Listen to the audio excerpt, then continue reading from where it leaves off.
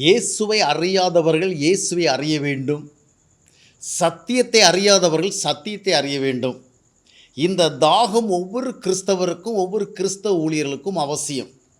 அதே வேளையில் இன்றைக்கு கிறிஸ்தவர்களாக அறியப்பட்டவர்கள் குறைந்தபட்சம் 90% பேர் இயேசுவை அறியாதவர்களாகத்தான் இருக்கிறார்கள். 90% பேர் சத்தியத்தை அறியாதவர்களாகத்தான் இருக்கிறார்கள். அவர்கள் இயேசுவை அறிந்திருந்தால் 2 கொரிந்தியர் 5ஆம் அத்தியாயத்தினுடைய 17ஆம் வசனம் சொல்லுகிறபடி அவர்கள் புதிய சிருஷ்டிகளாக இருப்பார்கள். இயேசுவை அவர்கள் அறிந்திருந்தால் புதிய சிருஷ்டிகளாக வாழ்வார்கள். அவர்களுடைய சுபாவ நிலைகள், குணநிலைகள், நடத்தைகள் எல்லாவற்றிலும் மாற்றம் ஏற்பட்டிருக்கும். அவர்கள் சத்தியத்தை அறிந்திருந்தால் யோவான் 8:32 சொல்லுகிறபடி சத்தியத்தினால் விடுதலையாக்கப்பட்டிருப்பார்கள். பாவத்திலிருந்து விடுதலையாக்கப்பட்டிருப்பார்கள். தவறான சுபாவங்களிலிருந்து விடுதலையாக்கப்பட்டிருப்பார்கள். உலக பிரகாரமான வாழ்க்கையிலிருந்து விடுதலையாக்கப்பட்டிருப்பார்கள். பணாசை, பொருளாசை போன்ற விஷயங்களிலிருந்து அவர் விடுதலையாக்கப்பட்டிருப்பார்கள். இன்றைக்கு குறைந்தபட்சம் 90% கிறிஸ்தவர்கள் இயேசுவை அறியாதவர்களாக, சத்தியத்தை அறியாதவர்களாக இருக்கின்றார்கள். இப்போது 90% பேர் இயேசுவை அறியாதவர்களாக, சத்தியத்தை அறியாதவர்களாக இருக்கும் பொழுது இவர்களுக்காகவும் நம்ம பாரம் கொள்ள வேண்டியது அவசியமாக இருக்கிறது. சில நேரங்களிலே கிறிஸ்தவர்கள் மத்தியிலே தொடர்ந்து பேசி கொண்டிருக்கிற சில ஊழியக்காரர்களை பார்க்கும் பொழுது வேறு சிலர் சொல்லுகிற ஒரு காரியம் என்னவென்றால், இது என்ன குண்டு சட்டைக்குள்ளே குதிரை ஓட்டுறது மாதிரி இந்த கிறிஸ்தவங்களுக்கே பேசிகிட்டு இருக்கணுமா? எவ்வளவோ மக்கள் வெளியே இயேசுவை அறியாதவர்களாக இருக்கிறார்கள், சத்தியத்தை அறியாதவர்களாக இருக்கிறார்கள், அவர்களுக்கு பேசலாமே, கிறிஸ்தவர்களுக்கே பேசி கொண்டிருக்கிறார்களே என்று.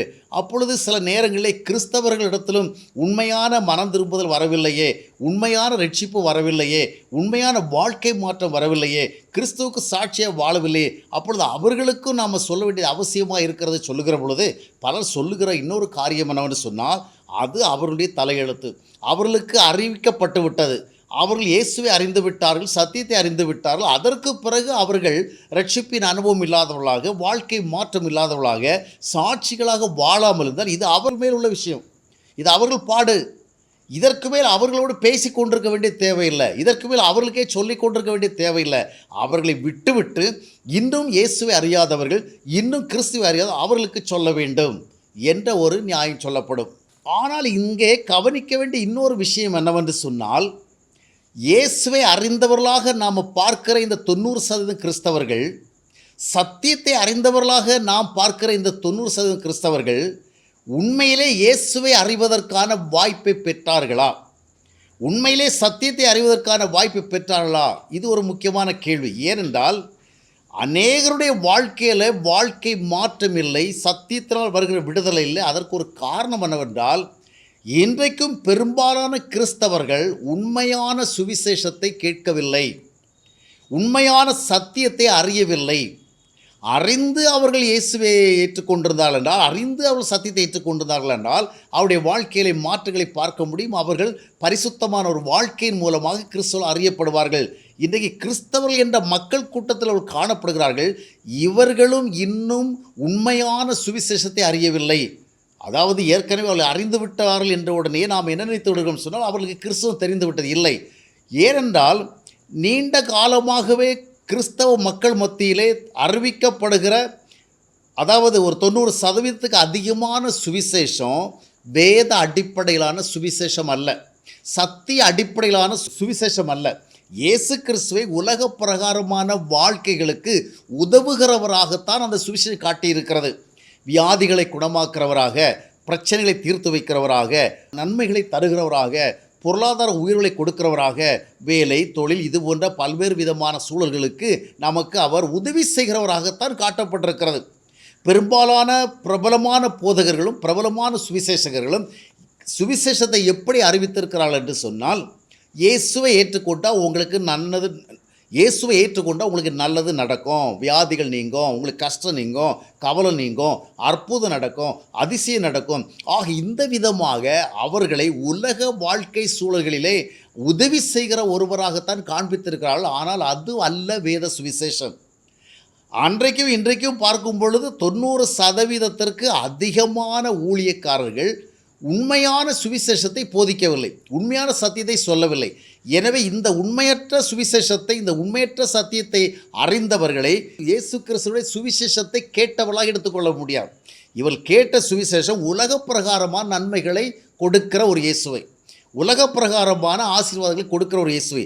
ஆனால் வேதாகமம் கூறுகிற சுவிசேஷம் என்னவென்று சொன்னால், லூக்கா 24ஆம் அத்தியாயத்தினுடைய 47ஆம் வசனத்தை வாஸ்து பார்க்கும் பொழுது அங்கே என்ன சொல்லப்படுது?